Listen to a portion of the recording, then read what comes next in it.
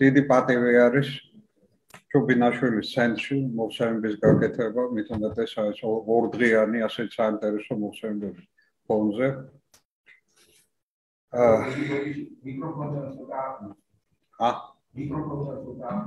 ხო.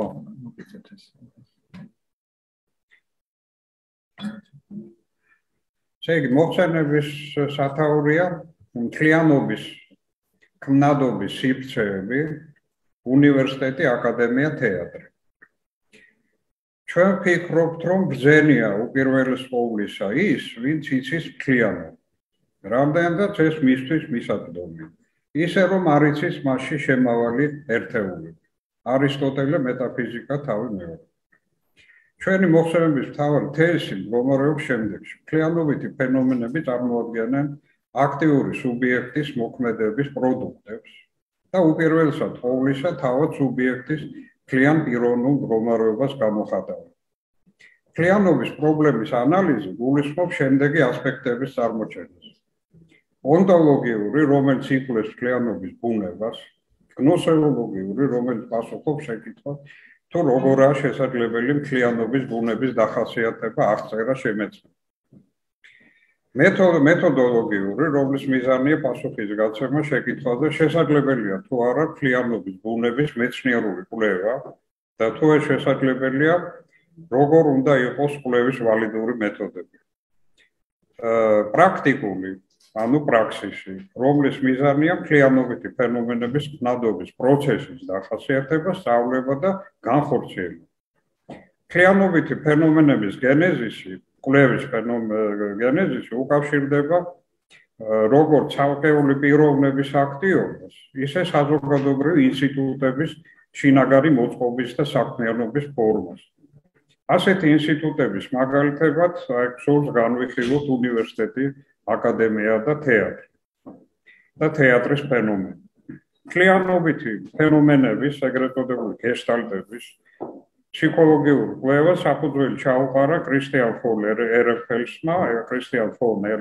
ერენფელსმა, რომელმაც მე-20 საუკუნის დასაწყისში შემოიტანა ტერმინი გეშტალტი, მისი განმარტებით გეშტალტი გარკვეული სახის მთლიანობა, რომელიც განსხვავდება მისი ნაწილების ჯამისაგან. გეშტალტ ფენომენების პირველი ექსპერიმენტული კვლევა დაიწყეს მაქს ვერთჰაიმერმა, კურტ ჰოხამ და ვოლფგანგ კელერმა ფრანკფურტის უნივერსიტეტში 1911 წელს. მათ იკვლეს მოძრაობის აღქმი. 1912 წელს ვერთჰაიმერმა გამოაქვეყნა კვლევის შედეგები თავის ცნობილ სტატიაში მოძრაობის აღქმის ექსპერიმენტული კვლევა, რომელიც შევიდა ფსიქოლოგიის ისტორიაში როგორც ახალი ეგრეთ წოდებული ფი ფენომენის აღმოჩენა, რამაც საფუძველი ჩაუყარა გეშტალტ ფენომენების შემდგომ ექსპერიმენტულ კვლევა-ძიებას. ფი ფენომენი წარმოადგენს მოძრაობის ვიზუალური აღქმის ექსპერიმენტულად დადასტურებულ ეფექტს, რომელიც მდგომარეობს იმ ფაქტში, რომ მოძრაობის მთლიანობითი აღქმა არ დაიყვანება ცალკეულ შეგრძნებათა ჯამზე. ექსპერიმენტმა აჩვენა ობიექტის მთლიანობითი აღქმის პირველადობა, ინსაიტი, აქ ამ ტერმინს ხվარობს და დაუყოვნლობა მისი ცალკეული ელემენტების ასოციაციის ჯამზე. საქმე გვაქვს ჭკვიანი აღქმის ფენომენთან, როდესაც აღქმის ფენომენალური ხატის ელემენტების ორგანიზაციას განაპირობებს მთლიანობითი სტრუქტურები, გეშტალტი. გეშტალტი ხასიათდება ტრანსპოზიციურობის და პრეგნანტობის თვისებებით, რომელიც მდგომარეობს იმაში, რომ გეშტალტი ინარჩუნებს მთლიანობას მისი ნაწილების ვარიაბილურობის პირობებში, ეს თვისებები განაპირობებენ ცვალებად გარემოში გეშტალტის სიდიდის ფორმის სიკაშკაშის კონსტანტობას. შემდგომში ვერთჰაიმერი აფართოებს კვლევის საზღვრებს და აგრძელებს გეშტალტ ფენომენების შესწავლას აზროვნების და სწავლების ფსიქოლოგიის სფეროში. ვერთჰაიმერი იკვლევდა პროდუქტიულ აზროვნებას, როგორც რთული, არატრივიალური ამოცანების გადაწყვეტის შემოქმედებით პროცესს სწავლების სიტუაციაში. რეპროდუქციული აზროვნების ფორმებისაგან განსხვავებით, პროდუქტიული აზროვნება შემეცნების პროცესში აყალიბებს ახალ ცოდნას, როგორც მასში შემავალი ელემენტების მთლიანობითი ორგანიზაციის დასრულებულ გეშტალტს. გეშტალტ-ფსიქოლოგიური კვლევა რამდენიმე მიმართულებით განვითარდა. მაქს ვერთჰაიმერი პროდუქტიული აზროვნება აღქმა, ვოლგამ კელერი ცხოველთა ფსიქოლოგია, ინსაიტის აღმოჩენა 1925 წელს. კურტ კოფკა განათლების ფსიქოლოგია, კურტ ლევინი პიროვნების და სოციალური ფსიქოლოგია. ავტორების თანახმად ადამიანის ცნობიერება ოპერირებს გეშტალტებით, რომელიც აყალიბებენ აღქმის აზროვნების დასწავლის, ენის და კომუნიკაციის, ესთეტური აღქმის, პიროვნების მთლიანობითი ფუნქციონირების და განვითარების პირობებს. მთლიანობითი იდეის შემოტანით გეშტალტ ფსიქოლოგიამ დაძლია ტრადიციული ასოციანისტური ფსიქოლოგიის კრიზისი, ვუნდის ელემენტარისტული ფსიქოლოგია, ბიჰევიორიზმი და კვლევის ჰოლისტური მეთოდები გახადა ადამიანის შემეცნების მთავარ ინსტრუმენტად. გეშტალტ ფსიქოლოგია მთლიანობის იდეა ფსიქიკის ატრიბუტად ცნობს. ფსიქოლოგია კი მთლიანობითი ფენობის შემეცნების ერთადერთ მეცნიერად. გეშტალტ ფსიქოლოგიის კრიტიკა სწორედ ამ მიმართულებით ვითარდებოდა. გეშტალტი ადამიანის ცნობიერების თავისებურებად გამოცხადდა, რის შედეგადაც დაიკარგა ის რაც მთავარი არის გეშტალტ ფსიქოლოგიისათვის, ეს არის მთლიანობა. დაკარგა ერთიანობის პრინციპი სუბიექტსა და ობიექტს, შინაგანსა და გარეგანს, ორგანიზმსა და მისი არსებობის გარემოს, ადამიანსა და ბუნებას შორის. დაიკარგა აქტიური სუბიექტის როლი საკუთარი ქცევის ორგანიზაციაში. დიმიტრი უზნაძე ჯერ კიდევ გერმანიაში ვუნდის ლაბორატორიაში მუშაობის პერიოდში ლაიფციგში ქმნის განწყობის ჰოლისტურ თეორიას, რომელიც სრულიად ახალი ნაბიჯია მეცნიერებაში. განწყობის თეორია აქტიური პიროვნების და გარემოს მთლიანობის იდეის განვითარებას ემსახურება, სადაც მოხსნილია ეს წინააღმდეგობები, რომელსაც მიანიშნებდნენ გეშტალტ ფსიქოლოგიის კრიტიკოსები. უზნაძის აზრით, განწყობის თეორია სცილდება როგორც ფსიქოლოგიის, ისე ფიზიოლოგიის საზღვრებს, მისი კვლევის ობიექტი ადამიანის მთლიანობითი ბუნება. განწყობა წარმოადგენს მთლიან პიროვნული ორგანიზაციის ფორმას, რომელიც პიროვნების შინაგან მდგომარეობაზე და გარემოს სტიმულებზე საპასუხო განაპირობებს ორგანიზმის ნევროლოგიის და ფსიქოფიზიოლოგიური მოწყობის მთლიანობით ტელეოლოგიურ მზაობას ქცევისთვის. განწყობა აქტიური სუბიექტის მდგომარეობაა, განუყოფელი სუბიექტ-ობიექტური მთლიანობა, რომელიც განსაზღვრავს ადამიანის ფსიქიკის და ფიზიოლოგიის ორგანიზაციას ერთიანი ტელეოლოგიური პრინციპის საფუძველზე, ქმნის ქცევის მთლიანობითი ორგანიზაციის პირობებს. განწყობა დროში და სივრცეში გაშლადი ფენომენია, რომელიც თავის ჩანასახოვად იმნუცეს, უზნაძის ტერმინია, იმნუცე, ესე იგი, კაკლის ნაჭუჭი, რომელიც მიწაში იდგა მე.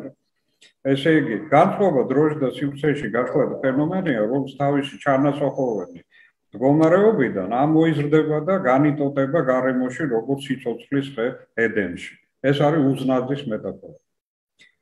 თვითრეალიზაციის პროცესში განწყობა როგორც პიროვნული გეშტალტი ინარჩუნებს კონსტანტობას, როგორც დრამატურგიული ტექსტი, გაშლილი თეატრალურ დროში და სივრცეში ინარჩუნებს თავის მთლიანობით ბუნებას. შეაქვს საზრისი სცენიური დადგმის ყველა ცალკეულ ეპიზოდში. განწყობა ქმნის დროით გეშტალტს და იმ სემანტიკულ ველს, რომელშიც ხორციელდება ადამიანის ყოფიერება. ჩემ ცხოვრობ გარემოში, სადაც მისი ყველა ელემენტი დაწყებული საყოფაცხოვრებო ნივთებით, მანქანებით, კომპიუტერებით და დასრულებული სახლებით, ქალაქებით, ქვეყნების მოწყობის ფორმით, თავიდან იბადებიან ფიქრებში, როგორც მთლიანობითი ფენომენები. ყოველი ნივთის არსი ფიქრია. ფიქრის არსი კი საფიქროების მთლიანობითი აღქმა და მთლიანობის ქმნადობა. ქცევაში რეალიზებული განწყობა განაპირობებს გეშტალტის გარემოს გეშტალტურ ორგანიზაციას. ვერთჰაიმერი აღქმის და აზროვნების გეშტალტ ფენომენებს იკვლევდა თავიდან ფრანკფურტის, შემდეგ ბერლინის უნივერსიტეტებში, სადაც ჩამოყალიბდა გეშტალტ ფსიქოლოგიის სკოლა ცნობილი. უზნაძე მოღვაწეობს ამასობაში ლაიფციგის უნივერსიტეტში, ვილჰელმ ვუნდის პირველ ფსიქოლოგიურ ლაბორატორიაში. როგორია უნივერსიტეტის და აკადემიის როლი მთლიანობის ქმნადობაში?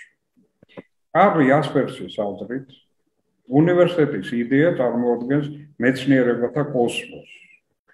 უნივერსიტეტის უპირველესი მიზანი არა მეცნიერებათა ცალკეული დარგებისაგან აგრეგატის შექმნა, რომლის ნაწილებს ერთმანეთთან არაფერი აკავშირებს, არამედ შემეცნების როგორ მთლიანობის იდეას დაცვა და უნივერსუმისკენ სწრაფვა.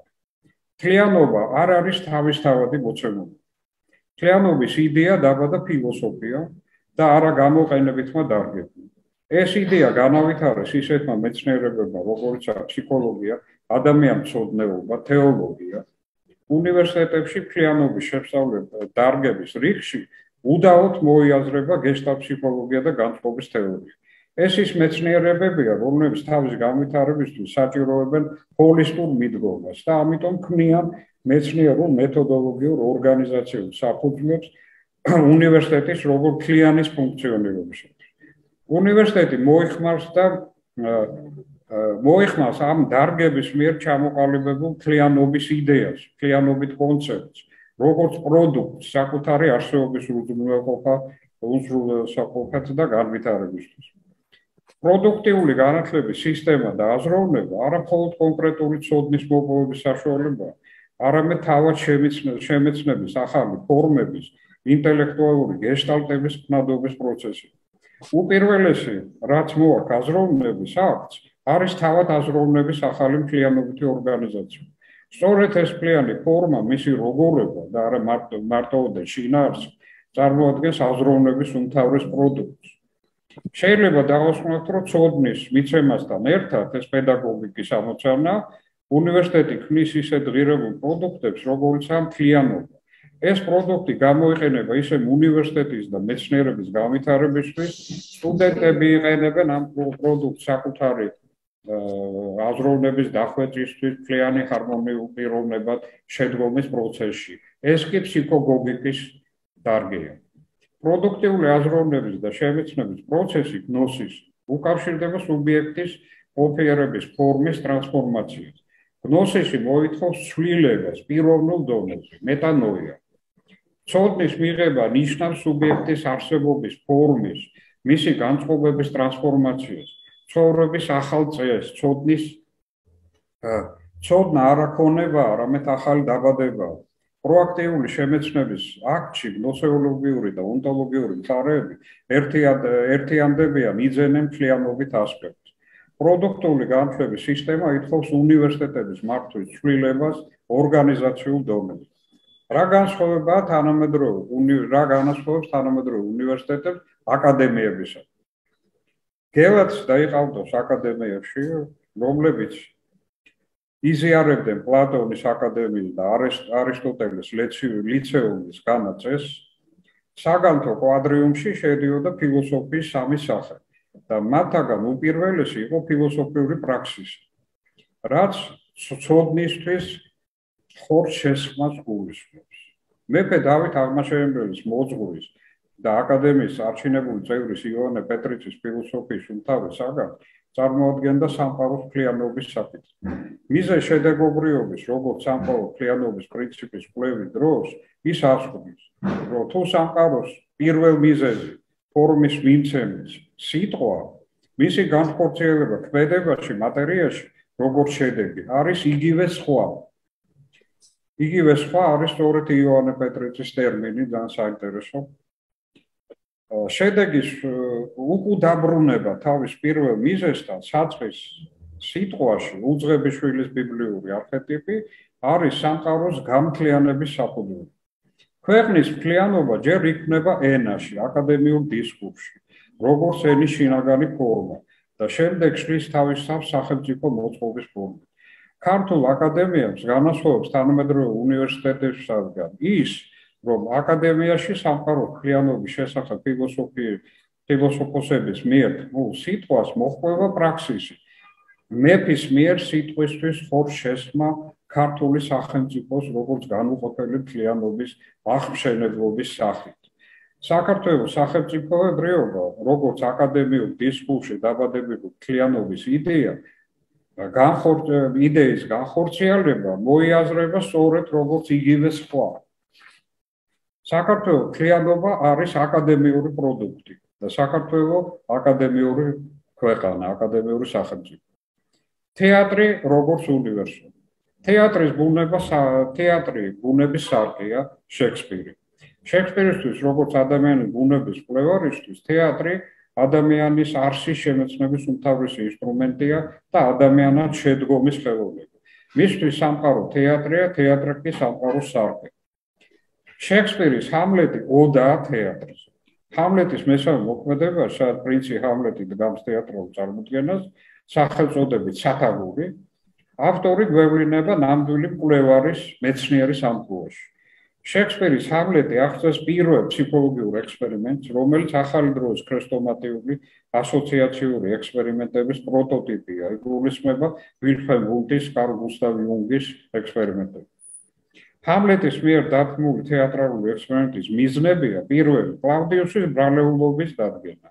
მეორე მამის არჩილის ნამდვილი ბუნების გამოუშვება. მესამე ჰამლეტის თვითრეფლექსია, საკუთარი სიგიჟის თაობა, მისი ეჭვის მართებული შეფასება. მისი სიგიჟე მხოლოდ თამაშია, სიმულაციაა თუ იქნებ სინამდვილეც. ექსპერიმენტული გარემო თავად თეატრალური წარმოდგენაა. ექსპერიმენტატორების ამპლუაში გამოდიან პრინცი ჰამლეტი, ჰორაციო და სთისპირი მეფე კლავდიუსი.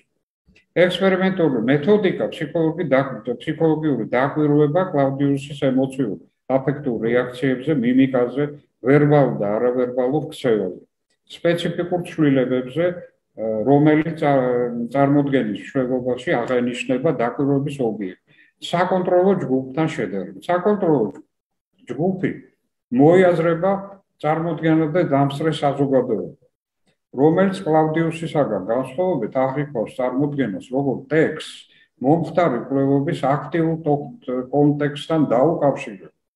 ექსპერიმენტული გარემო გულისხმობს თეატრალური დადგმის გარემოს ტოპოლოგიის ორგანიზებას წრიული ფორმით, გლობუსი.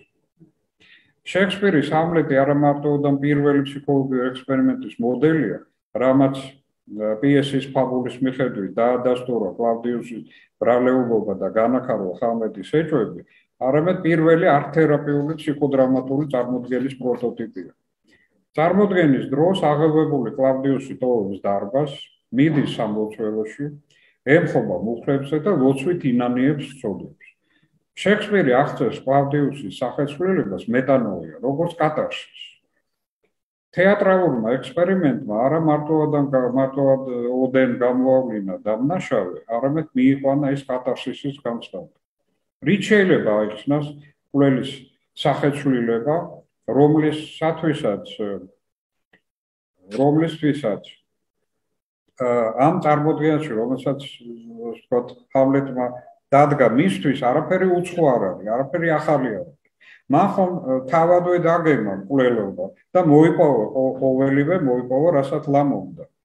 არა მეფობა, ასე იგი, სახელმწიფოს მმართველობა, დედოფალი და ვთქვათ, ყველაფერი, რაც ხოდა ჩაფიქრებული. რა არის მისთვის ახალი? აბსოლუტურად არაფერი.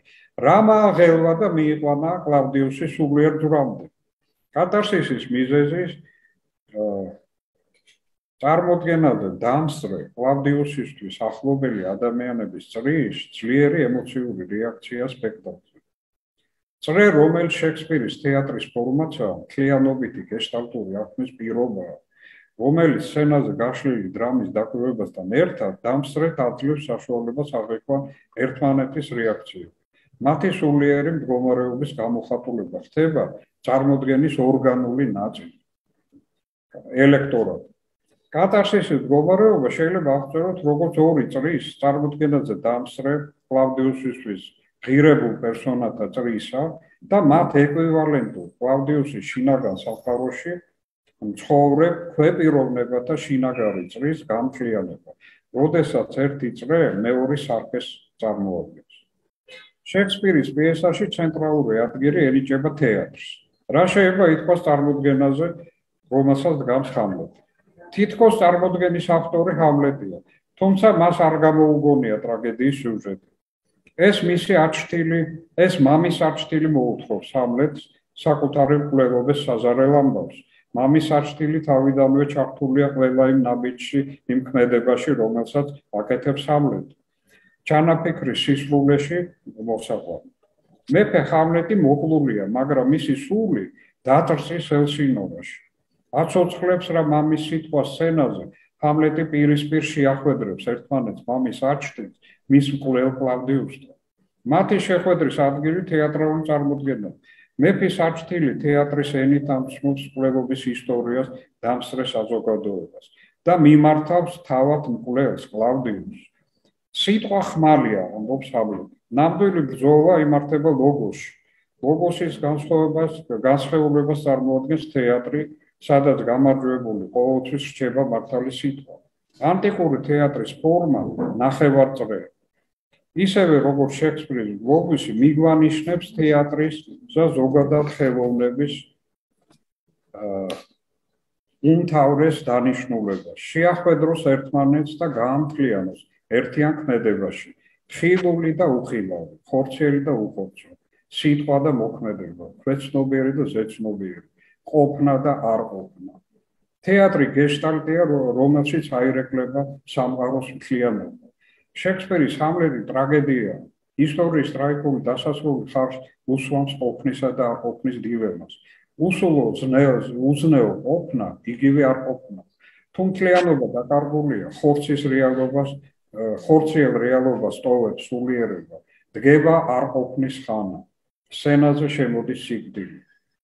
სამყაროს გადარჩენა კი ხელოვნებაშია, რომელიც როგორც სარკე აჩვენებს ადამიანს და საზოგადოებას მის რეალურ სახეს, ამთლელებს ხილულსა და უხილავს, ეციურს და მიწიერს, გადებს სამყაროში ყოფიერებას. ხელოვნება და ფსიქოთერაპიული პრაქტიკა ეფუძნება ერთსა და იმავე საფუძველს, შინაგანი უხილავი და გარეგანი ხილული სამყაროების მთლიანობის პრინციპი. სულ ეს არის.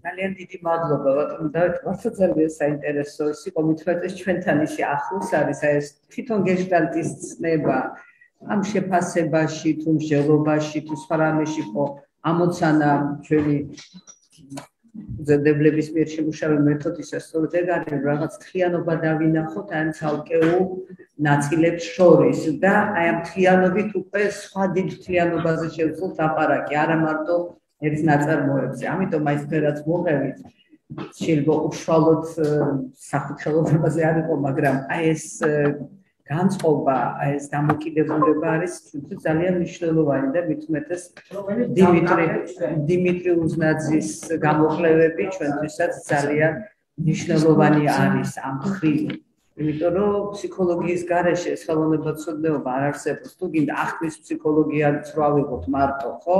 რამხელა მნიშვნელობა აქვს, რომ ამაში კარგად ერკვეოდე, რომ ეს ასე უბრალოდ შევხედე და დავინახე, ასე არ არის.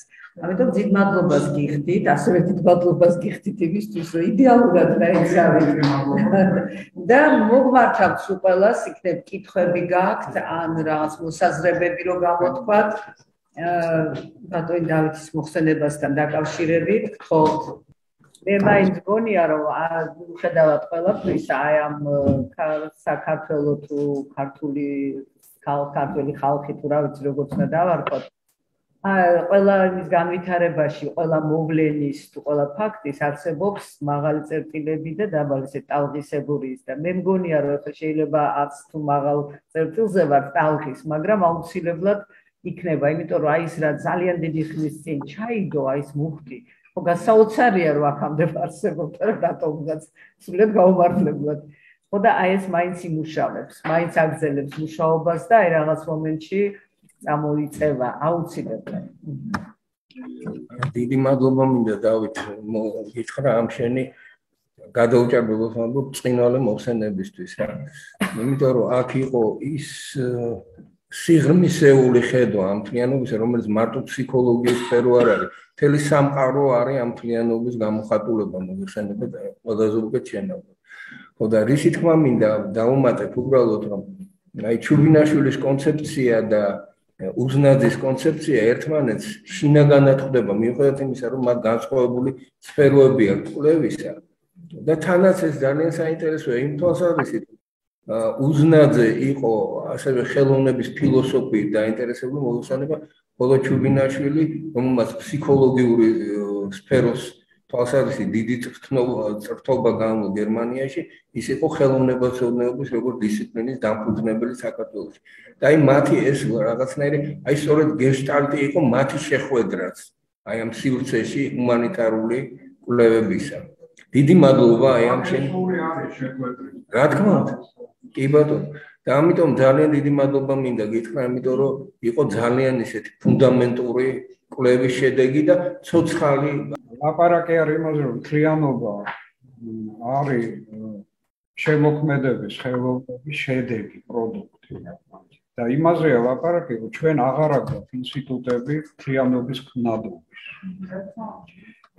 ესე იგი, უნივერსიტეტი იგულისხმებოდა, რა ვთქვათ, აკადემია და ასე შემდეგ. მტერი პირველ რიგში ანადგურებს მთლიანობის იდეას. და შემდეგ იმ ინსტიტუტებს ადამიანებს ილია ჭავჭავაძე ამიტომ მოკლეს, რომ ის ატარებდა მთლიანობის კონცეფციას ქვეყნის. ზვიად გამსახურდია, იმიტომ მოკლეს, რომ ის ქმნიდა აი ამ იდეის მთლიანი საქართველოს, განუყოფელი საქართველოს იდეის, ასე ვთქვათ, განხორციელების სრულიად რეალურ ინსტრუმენტს, სახელმწიფოს სახით, ამიტომ მოკლეს. ასე რომ, ესე იგი, მთლიანობის იდეას ის მინდოდა და ხაზგასმით მინდა ვთქვა, რომ ესე იგი, საქართველოს მართლაც აკადემიური ქვეყანა, რომელიც შეიქმნა როგორც დასრულებული მთლიანობა და გეშტალტი, სწორედ ესე იგი, გელათეს და იყალთოს აკადემიაში. და მეფე, იმის მეფეა, რომ ესე იგი, მეფე შექმნილია ეს აკადემია. და ის იყო განმახორციელებელი სწორედ ამ მთლიანობის იდეისა, რა. და იოანე პეტრიწის წრე, როდესაც მიზეზი შედეგს იწვევს და შედეგი უკუბრუნდება მიზეზს, არის კონცეფცია საერთოდ ქართული სახელმწიფოების. აი ეს მინდოდა მეთქვა. დიდი მადლობა. დიდი მადლობა.